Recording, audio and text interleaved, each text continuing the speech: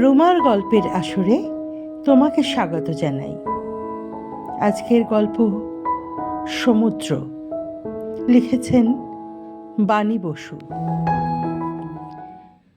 ছেলেবেলায় আমরা ছিলাম গরিব, কিন্তু একদম ছোটদের ঐশ্বর্য সম্পর্কে ধারণাটা বড়দের মতো নয় বোধ হয়। তাই আমরা ভাই বোনেরা, অন্তত আমি আর বিনু, জানতাম না যে আমরা গরিব। বাবা গলা ছেড়ে হাহা করে হাসতেন, মা ছিলেন সন্ধ্যা প্রদীপের শিখার মতো। আর আমাদের বাড়ির যে অংশটা আমাদের ভাগে পড়েছিল, সেখানে মাঠের মতো দালানের এক অংশ,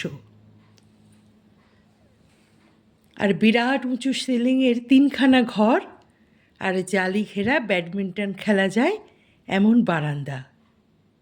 এরকমটা আমাদের কোনো বন্ধুবান্ধবদের বাড়িতে আমরা দেখিনি।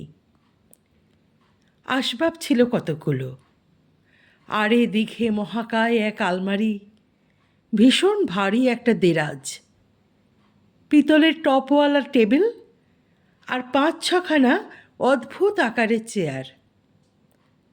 পায়াগুলো তাদের গড়িয়ে আসা ঘন গুড়ের মতো, কালচে লাল মেহগনি পালিশ।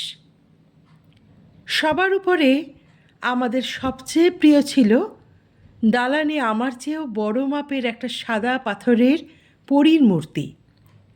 সে ডানা গুটিয়ে মুখ একটু নিচু করে নামছে, একটা পা মাটিতে, আর এক পা এখনো শূন্যে তোলা, পায়ের আধখানা ভাঙা।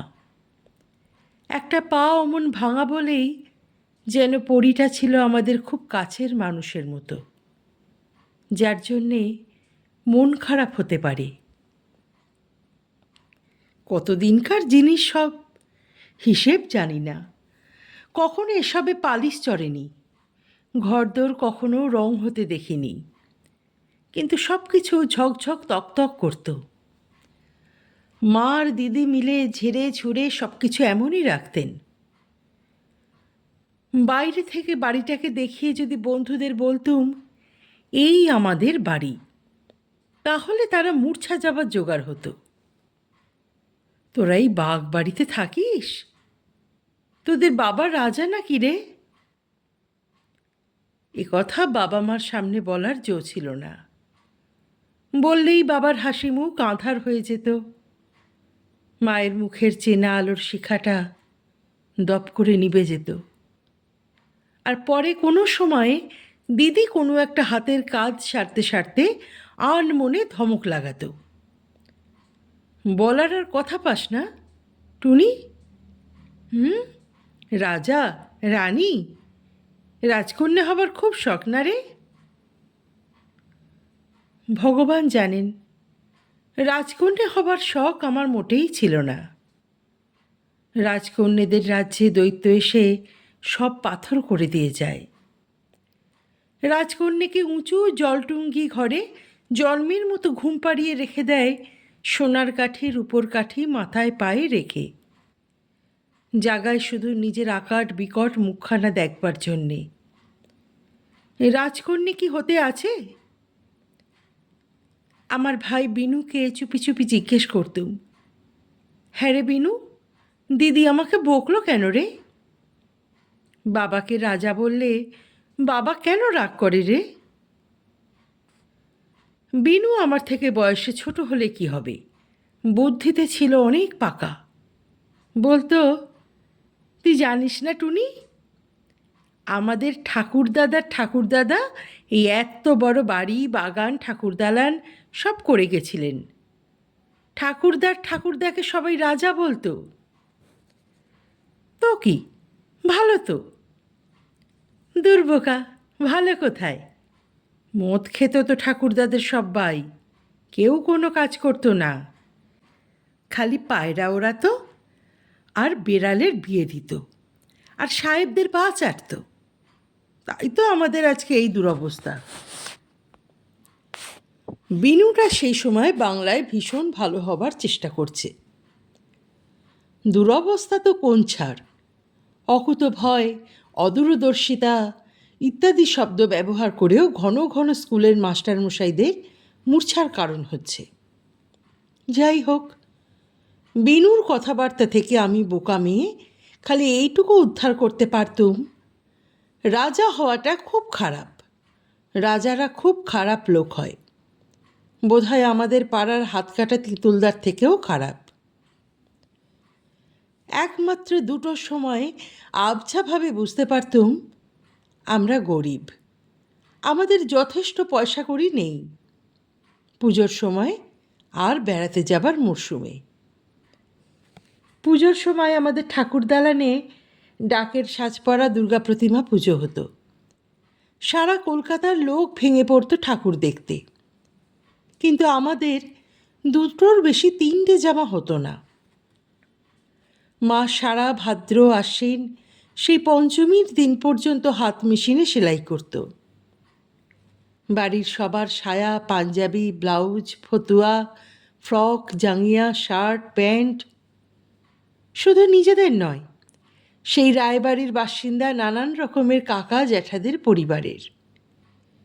এই ডাঁই জামা কাপড়ের মধ্যে থেকে একটা অপূর্ব থাক থাক দেওয়া সোনালি রঙের খড়মড়ে ফ্রক বার করে হয়তো আমাকে ডেকে বলতো, টুনি দেখ দেখিনি, পছন্দ হয় কি না। আমি দৌড়ে আসতুম, অমন জামা পছন্দ না হয়ে পারে? বলতুম, মা এটা অষ্টমীর দিন পরব তো, ষষ্ঠী, সপ্তমী, নবমী এগুলো। মা আবার সেই ডাঁইয়ের মধ্যে হাত চালিয়ে একটা সাধারণ ছিটের সাদাসিধে ফ্রক বার করে বলতো, এইটা ষষ্ঠীর দিন পরবি। আর আবার কি, দেখছিস না কতজনের কত ফরমাস, এই সব সেরে আর কখনো করতে পারি? নড়া ব্যথা হয়ে গেল যে রে। এমনিতে খুব মাতৃভক্ত হলেও আমি নড়া ব্যথার কথায় ভুলতুম না, কেঁদে কেটে একসা করতুম। কারণ আমার চোখের সামনে তখন ভাসছে খুড়তুতো 2 বোন পুতুল আর বিথির 5 দুগুণে 10টা করে ফ্রক, কোনোটা ফ্রিল দেওয়া, কোনোটার কুকুরের কানের মতন কলার, কোনোটাতে সিল্কের ওপর মিকি মাউস, এক একটায় এক এক রকম চমক। তাদের পাশাপাশি আমি ওই সোনালি অর্গ্যান্ডির ফ্রক পরে রোজ। কেন তুমি এতজনের জামা করবে? কেন খালি আমার আর বিনুর আর দিদির আর তোমার আর বাবার করবে না? কেন কেন কেন? আমার সেই নেই আঁকড়া কান্নার মধ্যে মা সেলাই কলের উপর গালে হাত দিয়ে চুপটি করে গম্ভীর মুখে বসে থাকত। দিদি জোর করে আমাকে সেখান থেকে তুলে নিয়ে যাবার চেষ্টা করত। আর ঠিক এমনই সময়টা বাবা এসে দাঁড়াতেন। কি হলো, টুনি এত কাঁদছে কেন? ও কি বুলা, টুনিকে অমনি করে এক পা ধরে টানছিস কেন? দেখো না বাবা, টুনি মাকে কাজ করতে দিচ্ছে না, পুজোর আর দিন 15 বাকি, এ সবই তো আমাদের শেষ করতে হবে নাকি? দিদি মাকে সাহায্য করত, বোতাম বসানো, বোতাম ঘর করা, হেম সেলাই করে দেওয়া, সিল্কের জিনিস তৈরি করার সময় টান টান করে ধরে বসে থাকা, সব। বাবা সমস্ত শুনে গম্ভীর হয়ে যেতেন। পরদিন দুপুরবেলা গলদঘর্ম হয়ে কোথা থেকে ফিরে এসে ডাকতেন, টুনি, ও টুনটুনি, টুনটুনি। আমি ছুটে যেতে হাতে একটা বাক্স ধরিয়ে দিয়ে বলতেন, দেখো তো টুনি, পছন্দ হয় কি না। বাক্সের ভিতর থেকে বেরোতো সাদা ধবধবে সুইস সিল্কের লেস দেওয়া স্বর্গীয় ফ্রক, তার জায়গায় জায়গায় ছোট ছোট এমব্রয়ডারির ফুলের গোছা। ফ্রকটা তুলে নিয়ে তার ভিতরে নাক ডুবিয়ে আমি শুধু সেই গন্ধটুকু নিতুম প্রাণ ভরে। হারিয়ে যেতুম গন্ধটার ভেতর। আমি তখন একটা খুশির পুতুল, ডুবে যাচ্ছি সুখের সাগরে। আর ঠিক সেই সময় মা এসে দাঁড়াতো। এ কি গো, এ ফ্রক কোত্থেকে আনলে? এ যে অনেক দাম, কোত্থেকে? New market. ইস, কত নিল? সুন্দর তো বটেই, দামটা কত সুন্দর সেটাও আমার জানা দরকার। ৪৫ টাকা। কি বললে? ৪৫ টাকা? এতে যে ওর 3খানা ফ্রক হয়ে যেত গো। কোথা থেকে? আহ, চুপ করো না এখন।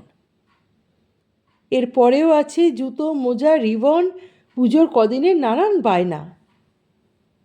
মা কথা শেষ না করে চলে যেত। রাত্রিরে দিদি গায়ে হাত বুলাতে বুলাতে বলতো, টুনি, বাবার না একটা খুব দরকারি জিনিস কেনার ছিল, সেটা বাদ দিয়ে তোর অত দামি ফ্রকটা কিনে এনেছে। তুই কাল বাবাকে বলবি ফ্রকটা ফেরত দিতে। বলবি ওটা তোর পছন্দ নয়। হ্যাঁ? কি করে মিছে কথা বলবো? আমার যে জামাটা খুব পছন্দ দিদি, বাবা দরকারি জিনিসটা অন্য টাকা দিয়ে কিনুক না। দিদি বলতো, বলবি সাদা জামা আমার পছন্দ না, তুই আর জামা নিবি না। আমি তখন কাঁদো কাঁদো হয়ে বলতুম, তোমরা সবাই বিচ্ছিরি, আমার জামাটা এত পছন্দ, তবু ওটা অপছন্দ করতে বলছো। পুতুল, বিথি, পরি, দীপু, মঞ্জু সবাই এক এক দিন এক একটা জামা পরবে, সবাই। খালি আমি। কথা শেষ করতে পারতুম না, ফুঁপিয়ে ফুঁপিয়ে কাঁদতে থাকতুম। কান্নার আওয়াজে মা ঘরে ঢুকে বলতো, বুলা, টুনি কাঁদছে কেন রে? বকেছিস?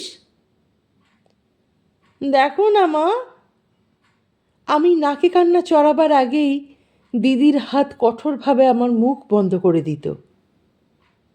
মা একটুখানি দাঁড়িয়ে থেকে বলতো, বুলা, ওকে বকিস না, ছেলে মানুষ।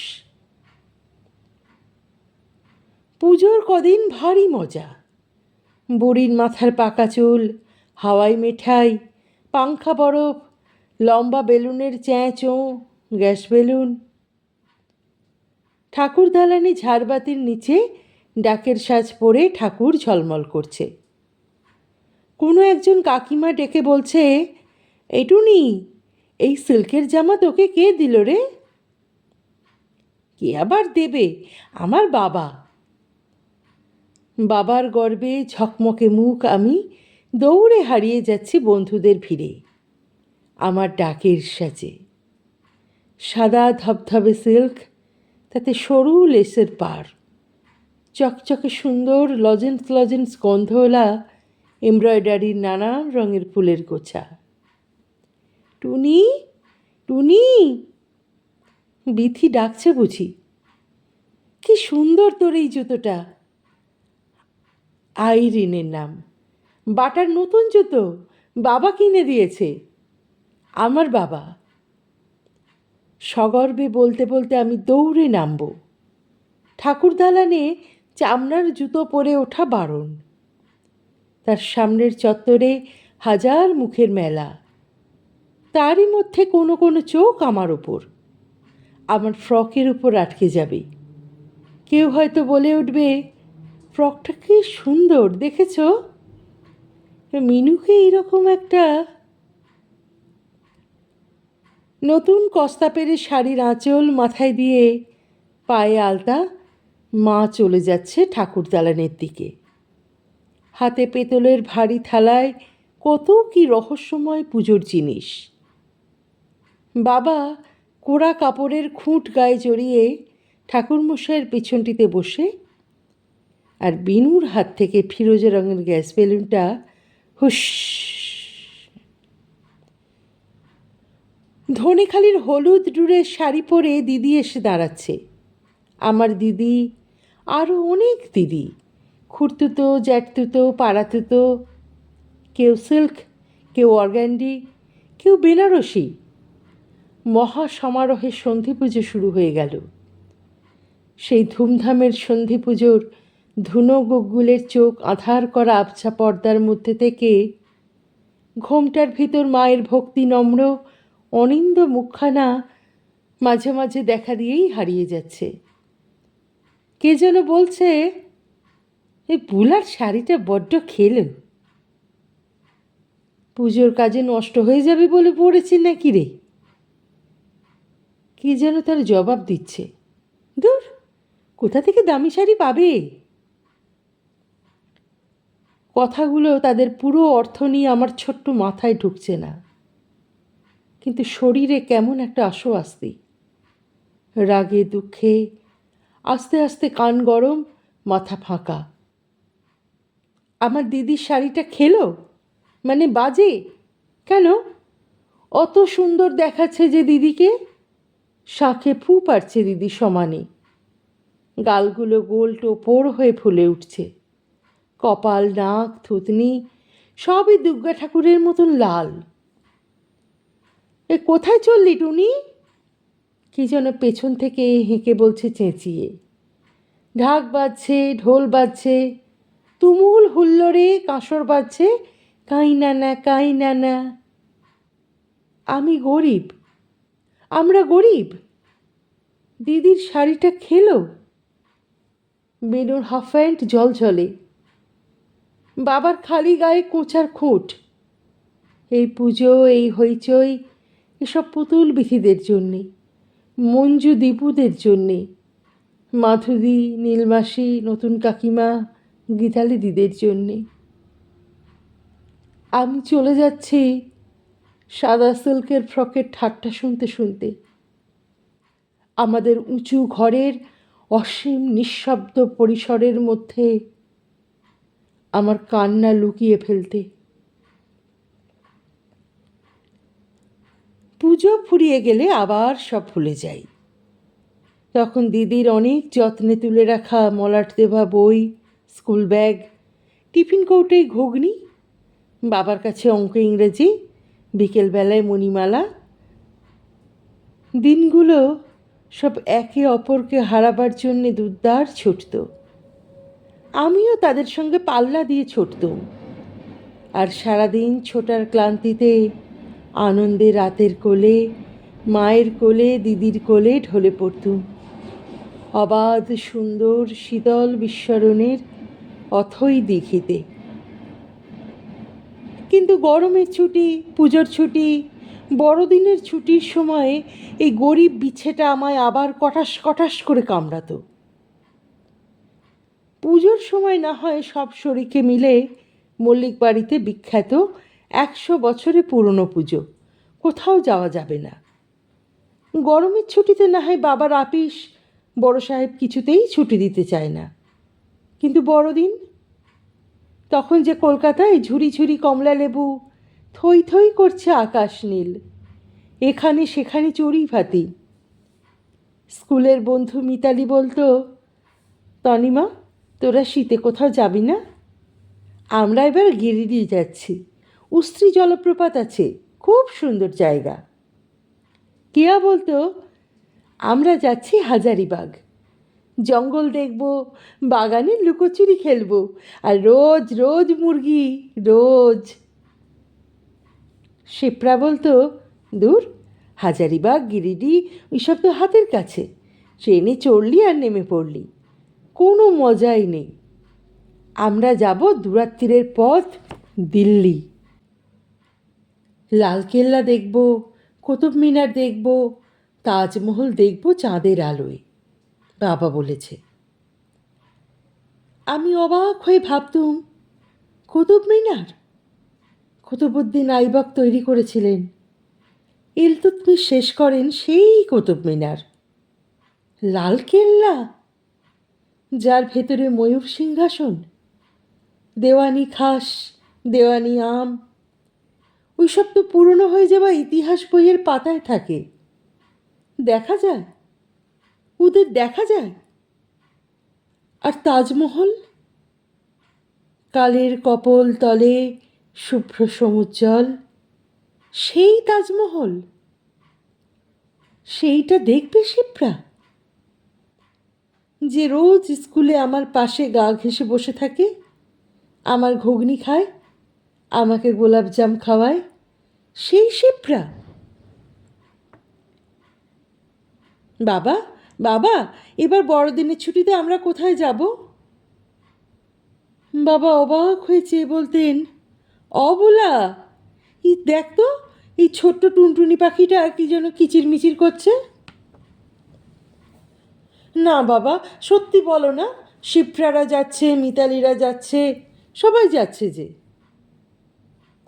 সবাই চলে যাচ্ছে? তাহলে তো সারা কলকাতাটাই গড়ের মাঠের মতন ফাঁকা হয়ে যাবে রে। শুধু আমরা কজন? বেড়াবো, খালি বেড়াবো। ঠাট্টা নয়, বলো না।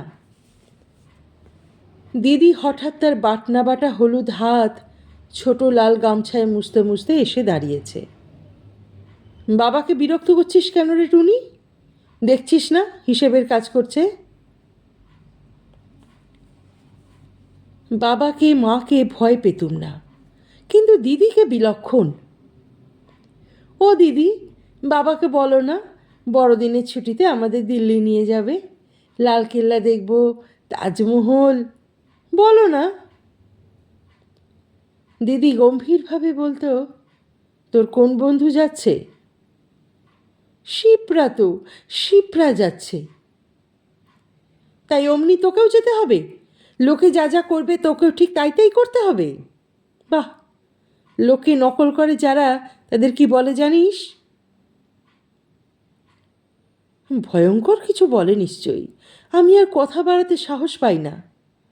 কিন্তু কান্না গিলে নিতে গিয়ে ভাবি, দিল্লি যাওয়াটা তো খারাপ কাজ নয়, কোনো মতেই নয়।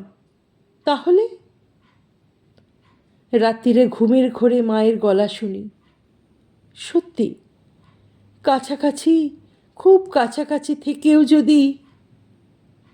দিদির গলা, তুমি চুপ করো তো মা, এই করতেই বাবার প্রাণ বেরিয়ে যাচ্ছে। ছোটরা তো ওই রকম অবুঝপনা করবেই। আবার ঘুমিয়ে পড়ি, ছোট্ট একটা বিছে বুকের ভিতরে নিয়ে। বিছেটা কুটুস কুটুস কামড়াবে, গর্তের মধ্যে সেঁধবে, আর ঘুমের মধ্যে কে যেন বলতে থাকবে, তোদের টাকা পয়সা নেই, তোরা কি করে, তোর বাবার টাকা পয়সা নেই, তোরা কি করে। ট্রেনের চাকার ঘ্যান ঘ্যানে আওয়াজের মতোই সারা রাত সেই শব্দগুচ্ছ আমার আধ ঘুমন্ত অভিমানী মাথার মধ্যে গুম গুম করে বাজবে। আমি যাচ্ছি, আমি ট্রেনে চড়েছি ঠিকই, কিন্তু সেই ট্রেন দিল্লি যায় না, হাজারিবাগ যায় না, উস্ত্রি যায় না। এক নিদারুণ দুঃখের দেশে, নেই নেই গরিবের দেশে নিয়ে যায়। সেখানে বাবাদের টাকা থাকে না, দিদিদের শাড়ি খেলো হয়, খাটো শাড়ি সেমিজ পরে রাতুল চরণে মায়েরা অবিশ্রান্ত ঘুরে বেড়ায় কাজের পাকে। সেবার কিন্তু বাড়িতে একটা ভারী আনন্দের ব্যাপার ঘটল। বিদেশি টিকিট মারা নীলচে নীলচে চিঠি আমাদের বাড়িতে প্রায়ই আসতো। একদিন ওই রকম একটা চিঠি নিয়ে বাবা ঝলমলে মুখে দালানের শেষে রান্নাঘরের মুখে এসে দাঁড়ালেন। ওগো শুনছ, ফুটকুন আসছে যে। মা তোলা উনুনে দুধ বসিয়েছিলেন, উঠে দাঁড়িয়ে আরও ঝলমলে মুখে বললেন, ফুটকুন ঠাকুরপো, সত্যি? হ্যাঁ গো, সব্বাই, ফুটকুন, স্টেলা, ছেলে মেয়ে। মা ব্যস্ত হয়ে বলল, আমাদের এখানে? সে কি গো, মেম সাহেব, তার সাহেব মেম ছেলে মেয়ে কোথায় থাকবে, কি খেতে দেব? বাবা হাসি মুখে বললেন, তবে শোনো ফুটকুন কি লিখেছে। প্রিয় মেজদা, এবার দেশের এবং আমাদের বাড়ির সাবেকি পুজো দেখাতে ফ্যামিলি নিয়ে দেশে যাচ্ছি। তোমার কাছেই থাকব, অন্য কোথাও তো আমাদের জায়গা হবে না। আমাদের থাকা নিয়ে একদম উদ্বিগ্ন হবে না। আমি লাউ শাকের চচ্চড়ি খাবো, মটর ডালের বড়া দিয়ে, লাউ চিংড়ি, পটল ভাজা, মৌরলা মাছের বাটি চচ্চড়ি, যদি সম্ভব হয়। আর এরা খায় আলু সিদ্ধ, বিন আধ সিদ্ধ, কাঁচা টমেটো, কাঁচা গাজর, শুধু জলটা একটু ফোটানোর ব্যবস্থা করবে। পুজোটা কাটিয়ে আমরা একটু বাইরে বেরোবো, তারপর আবার ফিরে আসব। 3 সপ্তাহের ছুটি। মেজ বৌদির চরণে আমার প্রণাম দিও। বুলা কত বড় হলো? তোমার ফুটকড়াই দুটোকে তো আমি দেখিইনি। ইতি তোমাদের ফুটকুন। দিদিও ততক্ষণে এসে দাঁড়িয়েছে। হাসি মুখে বলল, আমি ব্যবস্থা করে দিচ্ছি বাবা, তুমি ভেবো না। সাহেব কাকার স্টেলা কাকিমা থাকবে আমাদের ঘরে, তোমাদের ঘরে থাকবে লীলা আর সুভাষ। বৈঠকখানার তক্ত বসে বিনু আর তুমি, মেঝেতে বিছানা করে আমি, মা আর টুনি। বাবা বললেন, দেখলে তো হয়ে গেল, বুলা না হলে কিছু হয়? বলে বাবা মধুক্ষরা দৃষ্টিতে দিদির দিকে চাইলেন। জন্মে থেকেই, বোধহয় আতুর ঘর থেকেই আমি শুনছি, সাহেব কাকা, সাহেব কাকা, ফুটকুন ফুটকুন। এবাড়ির এক ছেলে, আমাদের জ্যাঠতুতো না খুড়তুতো না কি কাকা, ব্যারিস্টারি পড়তে গিয়ে নাকি আর ফেরেননি, ওখানেই মেম বিয়ে করে রয়ে গেছেন। তার সাহেব ছেলে মেয়ে। তার বাবা রেগে মেগে তাকে ত্যায্য করে দিয়েছেন। নিজেদের লোকের সঙ্গে সম্পর্ক নেই, খালি মেজদা আর মেজ বৌদি বলতে সাহেব কাকা অজ্ঞান। নিয়মিত চিঠি লিখে খোঁজ খবর নেন। সে বোধহয় আজ 17-18 বছর হয়ে গেল। সেই সাহেব কাকা আর মিম কাকি আসছেন। আমার আর বিনুর তো বুক গুড়গুড় করতে লেগে গেল। বাবা কোথা থেকে টাকা কড়ি জোগাড় করে বাথরুমে একটা কমোড আর একটা ছোট্ট বেসিন বসালেন। আমি আর বিনু চুপি চুপি হেসে গড়াগড়ি খাই। সাহেব মেমরা উবু হয়ে ড্যাশে বসতে পারে না, চেয়ার চাই, তাকে বলে কমোড। হি হি হি। আমাদের হাসি আর ফুরোতেই চায় না। তবে হাসির মধ্যে একটু ভাবনাতেও পড়ে গেছি, সাহেব দাদা দিদিদের সঙ্গে কথা বলবো কি করে। 2 ভাই বোনে মুখস্থ করতে থাকি। What is your name? My name is Miss Tanima Mallick. My name is master Binayak Mallick. Where do you live? I live at Jorabagan in Calcutta. তারপর বাসস্থানের প্রশ্নোত্তরটা দরকার লাগবে না বুঝে আবার হাসতে থাকি। Which class do you read in? I read in class 4। I read in class 3। বলতে বলতে বিনুটার ধৈর্য শেষ হয়ে যায়। সে হাত পা ছুঁড়ে বলে ওঠে, হ্যাট ম্যাট ক্যাট কুট চুট দ্যাট ফ্যাট ফাই ফুই হাই নাও কাউ মাও হাউ মাও। বলতে বলতে দুপাটি দাঁত বের করে বগলের রবারের বল নিয়ে দে ছুট। বাবা একদিন শুনে ফেলে হেসে বাঁচেন না। বললেন, ওরে তোদের অত ইংরেজি বলতে হবে না, তোরা বাংলাতেই কথা বলবি। হড়বড় না করে একটু স্পষ্ট করে ধীরে ধীরে বলবি, তাহলেই বুঝতে পারবে। সাহেব নাম হয়ে গেলে কি হবে? ফুটকুন কোনোদিনও সাহেব ছিল না, হবেও না। চিকচিকে সিল্কের শাড়ি পরা, ঘাড়ের কাছে নুটু নুটু খোঁপা বাঁধা স্টেলা কাকিমা চারদিকে তাকিয়ে বললেন, এত উঁচু গড়, এরকম আর্কিটেকচার, বিউটিফুল স্ট্যাচুজ, এ তো ক্যাসেলে থাকে। তোমরা এ বাড়ি পাবলিক শোয়ের জন্য ওপেন করে দাও না কেন? আমাদের ওখানে কত এরকম বাড়ি ডিউক ব্যারনরা পাবলিকের জন্য ওপেন করে দিচ্ছেন, তাতে মেনটেন্যান্সের খরচা উঠে আসে। ফুটকুন কাকা চাই চুমুক দিতে দিতে বললেন, স্টেলা, তুমি আর এখানে তোমার ইংরেজি পাটোয়ারি বুদ্ধি নাই বা খেলালে। ইতিহাসের পাতা এখানে জীবন্ত হয়ে রয়েছে ডার্লিং, মিউজিয়াম হয়ে নেই। স্টেলা কাকিমা বলেন, পাটুয়ারি কি বললে? কোনো গালি নয় তো? বাবার দিকে তাকিয়ে এক চোখ টিপে ফুটকুন কাকা বললেন, কি যে বলো, তোমাকে বাংলা গ্রামারটা এখনও শেখাতে পারলুম না। বারোয়ারি পুজো বলছিলুম না, আমাদেরটা যদিও মল্লিক বাড়ির পুজো, এখন তো বারোয়ারিই হয়ে গেছে। কতজন শরিক এখন মেজদা? কথা ঘোরাতে পেরে ফুটকুন কাকা খুব খুশি। বাবা বললেন ৩৭ জন। লীলাদি বলল, Tuni, how cute, she is a little red riding hood. ওরা কিছুতেই সেদ্ধ খাবে না। সুভাষদা তার বাবার কথা শুনে বলল, ড্যাড বরাবর একটু সেলফিশ থাকছে, আমরা সব খাবো। স্টেলা কাকিমা বললেন, মেডি, খালি জাল দিও না। এইভাবেই বিশাল বাড়ির অলি গলি, আনাজ কানাজ, লম্বা চওড়া দালান, জমাদারের ঘোরানো সিঁড়ি, ৩-৪টে ফুটবল খেলার মাঠের মতন ছাদ, আর এ কোণে ও কোণে বিস্ময় বালক বালিকা অ্যাঞ্জেলের মূর্তি, দেওয়ালগিরি, প্রাচীন পট, ফটোগ্রাফ এবং সর্বোপরি দুর্গাপূজা দেখতে দেখতে আমাদের ফুটকুন কাকাদের পরিবারের সঙ্গে ভীষণ আলাপ হয়ে গেল। আমার দিদি বুলা লীলাদির ভীষণ বন্ধু। সুভাষদার সঙ্গে বিনুর গলায় গলায় ভাব। দুজনে খালি ছাতে উঠে ঘুড়ি ওড়ায় আর বেড়ায়।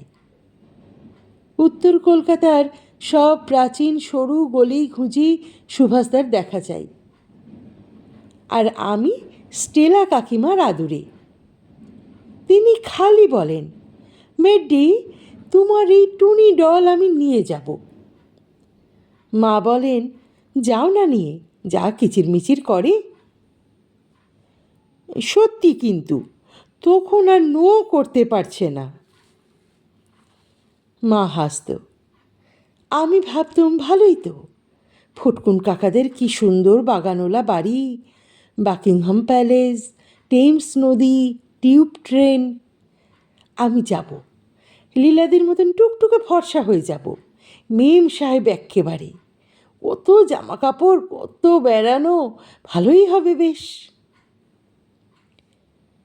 ফুটকুন কাকা বললেন, পুজোর পর টিকিট কাটছি, গোপালপুর অনসি, তোমরা সকলে আমাদের সঙ্গে চলো। বাবা হাঁ হাঁ করে উঠলেন। একাদশীর দিন থেকেই অফিস ফুটকুন, কোনো উপায় নেই। মা হেসে বলল, তবেই বোঝো, তোমার দাদাকে দেখাশোনা করাবার একটা তো লোক চাই বলো। তুমি বরং বুলা, টুনি আর বিনুকে নিয়ে যাও। লীলাদি বলল, Bula, you must take a holiday. দিদি হেসে বলল, পরের বার লীলা, পরের বার, ডোন্ট মাইন্ড। আমি জানি দিদি যাবে না, দিদি ভীষণ ঘরকোনো। অবশেষে অনেক আলোচনার পর ঠিক হলো আমি আর বিনু যাব। মহানন্দে আমাদের বাক্স গোছানো হলো। আমার আর বছরের সাদা সুইস ফ্রক তো এখনও তেমনই সুন্দর আছে, সোনালি অর্গ্যান্ডির ফ্রকটাও। আর তারপর স্টেলা কাকিমা আমাদের জন্য কত রকমের জামা এনেছেন, তাদের বলে ড্রেস। বিনুকে আর চেনাই যাচ্ছে না।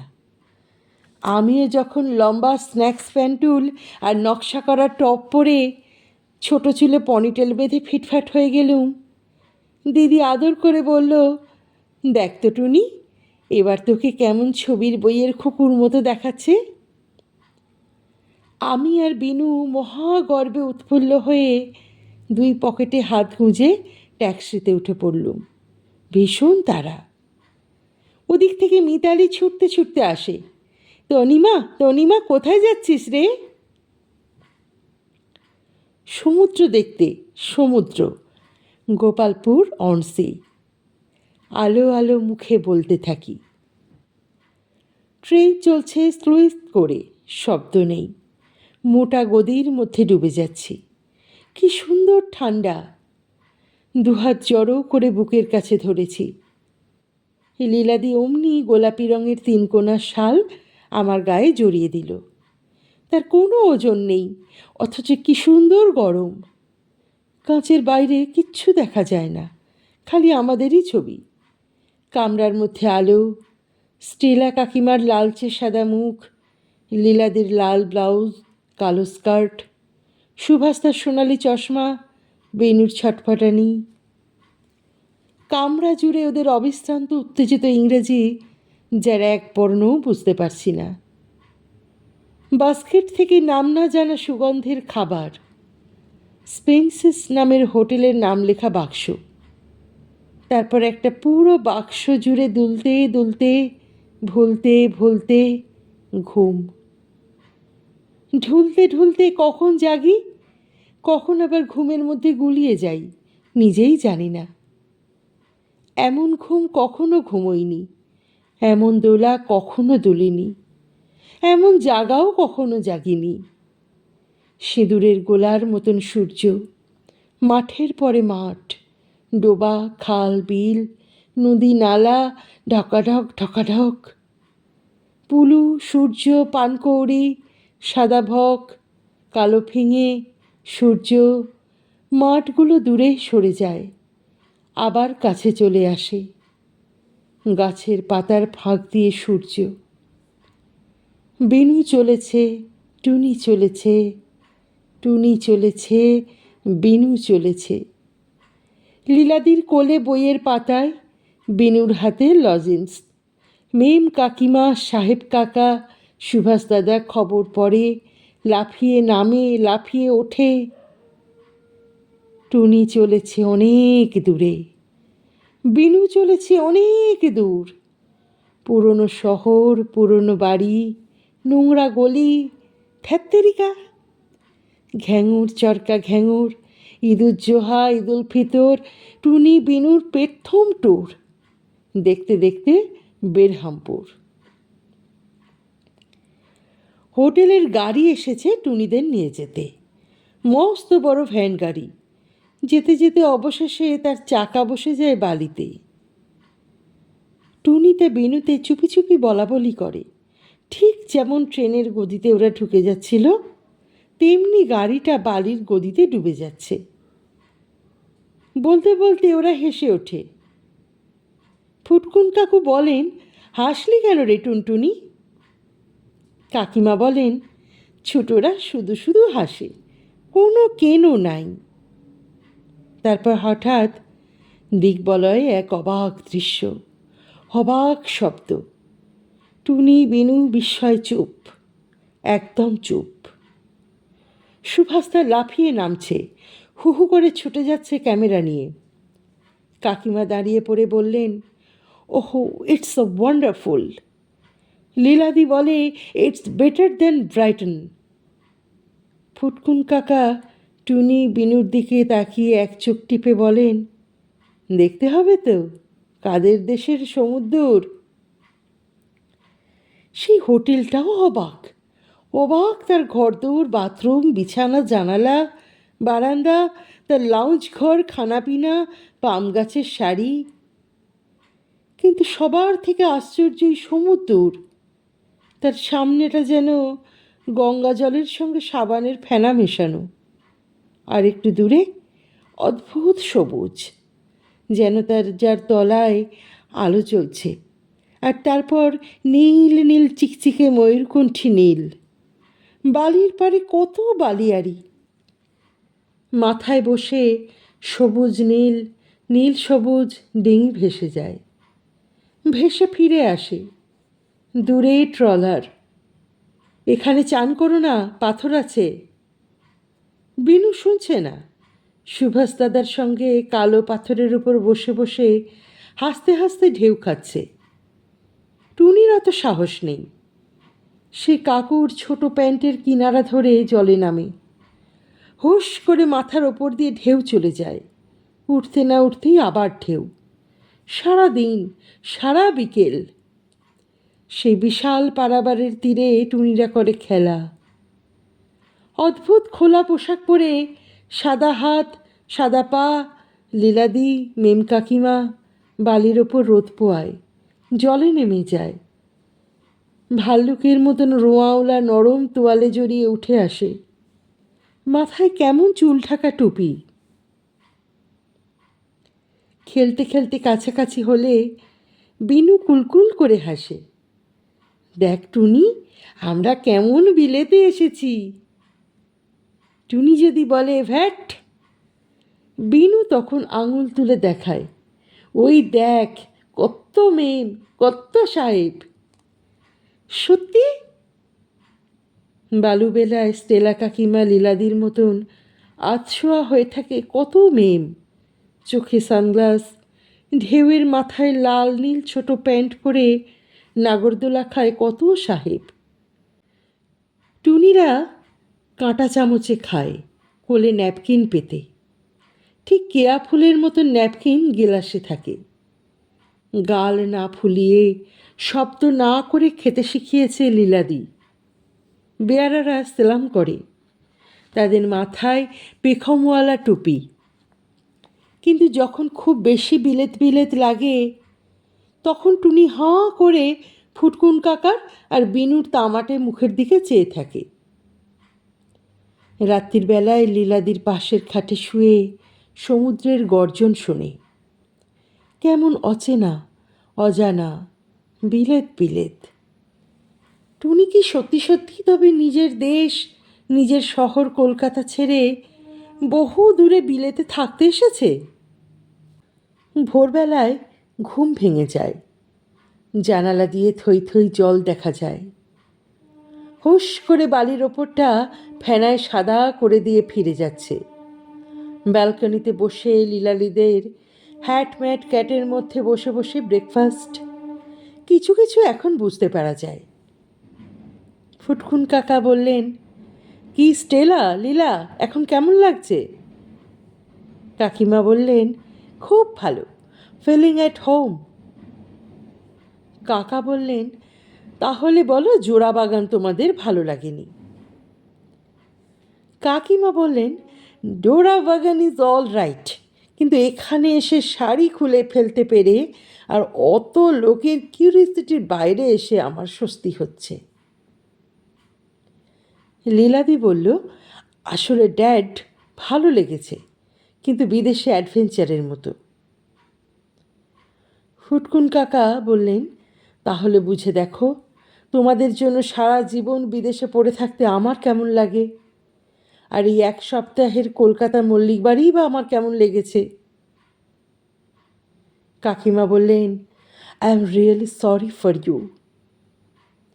সুভাষ দাদা বললেন, আমি ঠিক করেছি গ্র্যাজুয়েশনের পর ইন্ডিয়া ট্যুর করব, ইউরোপ নয়। ওইসব সরু সরু গলি আর বড় বড় ছাদ আমাকে দারুণ ফ্যাসিনেট করেছে। মানুষরাও, আঙ্কেল আন্টির মতন মানুষ আমি দেখিনি। সাধারণ মানুষেরাও অদ্ভুত। কিছু কিছু লোক আছে জাস্ট একটা ল্যাকির মতো।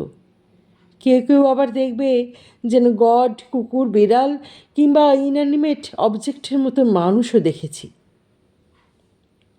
ফুটকুন কাকা বললেন, তোমরা বিনু টুনির সঙ্গেও কথা বলো, ওরা লেফট আউট ফিল করবে। লীলাদি বলল, ওহ, তাও তো বটে। টুনি, এখানে তোমার কেমন লাগছে? টুনি বলল, ভীষণ ভালো। আর বিনু, তোমার? বিনু বলল, আমি বড় হয়ে বিলেত যাব, বিলেতটা তো এখানকার মতোই। সুভাষদা বলল, সবটা আছে না বিনু, কিছু কিছু আছে। ফুটকুন কাকা হেসে বললেন, ভালোই, সুভাষ আসছে ইন্ডিয়ায় আর বিনু যাচ্ছে ইংল্যান্ডে, বেশ একটা ইউথ এক্সচেঞ্জ প্রোগ্রাম করা যায়। টুনি, লীলা, তোমরা কি করবে বলো? ওহো, লীলা তো আবার। এবার ওরা চারজনেই কোনো লুকোনো কারণে ভীষণ হাসতে থাকছে। বিনু কিছু না বুঝে হাসতে হাসতে ব্যালকনির রেলিংয়ের দিকে ছুটে গেছে। টুনির হাতে মিল্কশেক, গোঁফে ফেনা লেগে গেছে, ন্যাপকিন দিয়ে মুছিয়ে দিচ্ছে লীলাদি। গোপালপুরের এই বিলেত অবশেষে তার কাজু বাগান, বালিয়াড়ি, আরামের হোটেল বাড়ি এইসব নিয়ে দূরে সরে যাচ্ছে। দূরে সরে যাচ্ছে নীল সমুদ্রের ওপর কালো কালো কাস্তের মতো ডজনে ডজনে নৌকা, রাত্রিরে কালো জলের উপর বাতিঘরের ঘুরে ঘুরে টর্চ ফেলা, ট্রলারের আলো, ঢেউয়ের মাথায় ফসফরাসের নাচ। পড়ে থাকছে অনেক পেছনে গোপালপুর অন সি। বেরহামপুর নীল সমুদ্র, সবুজ সমুদ্র। টুনির চোখ গলছে চুপি চুপি। ফিরে চলেছে, ফিরে যেতেই হয়। নজর মিনার থেকে হাওয়া বেলুনে ওড়ানো দেখা আর হবে না, আর হবে না ঢেউয়ের চূড়ায় পৃথিবীর রানী হওয়া, জলকন্যে হওয়া। বিশাল সমুদ্র চলে যাচ্ছে, কাছে চলে আসছে। পুরনো শহর, পুরনো বাড়ি, পুরনো জীবন। ছেঁড়া মলাট, ফাটা বেঞ্চি, কালির দাগ, খ্যাংরা ঝেঁটা ঝুড়ো, গোঁফ, টাকমাথা, টিউবওয়েলের ঘটাং ঘটাং, হ্যাচ্চো হাঁচি, ফিচকে হাসি, মোড় জটলা, বস্তি ঝগড়া, সরু গলি। টুনি বিনুকে নিয়ে বাগবাড়ির চওড়া সিঁড়ি দিয়ে উঠছেন ফটকুন কাকা। ধরা গলায় বলছেন বাবার হাত ধরে, আসছি মেজদা, আবার কবে দেখা হবে জানি না। লীলাদি বললে, thanks for a wonderful experience জেঠিমা, বোলা আই উইল মিস ইউ। কাকিমা বললেন, মেড্ডি আমাদের ওখানে চলে আসুন একবার। সুভাষদা বলল, বেনু টুনি উই মাস্ট মিট সুন। নেমে যাচ্ছি সবাই। এবার ট্যাক্সি, তারপর এয়ারপোর্ট, হোটেল, তারপর প্লেন। এখানে এখন জালি ঘেরা বারান্দায় নতুন শীতের উষুম কুসুম সকাল। এখানে এখন মোটা মোটা কত কালের পুরনো কড়িবর্গার নিচে নতুন টুনি, নতুন বিনু, আর পুরনো মা, পুরনো দিদি, পুরনো বাবা। বিনুর হাতে ঝিনুক থলি, টুনির মাথায় বেতের টুপি, বাবার কাঁধে কোঁচার খুঁট। মা হাসছে, দিদি হাসছে চিকন হাসি। বাবা ডাকল, বিনু, বিনু। হাতের থলি খলবলাচ্ছে বিনায়ক। বাবা ডাকছে, টুনি, টুনটুনি।